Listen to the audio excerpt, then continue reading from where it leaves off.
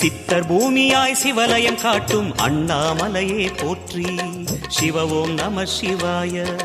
பக்தர் நெஞ்சினை சிவமயமாக்கும் சிவபெருமானே போற்றி. ஹர ஓம் நம சிவாய.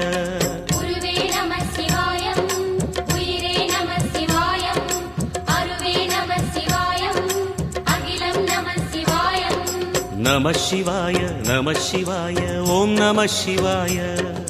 நம சிவாய நம சிவாய ஓம் நம சிவாய.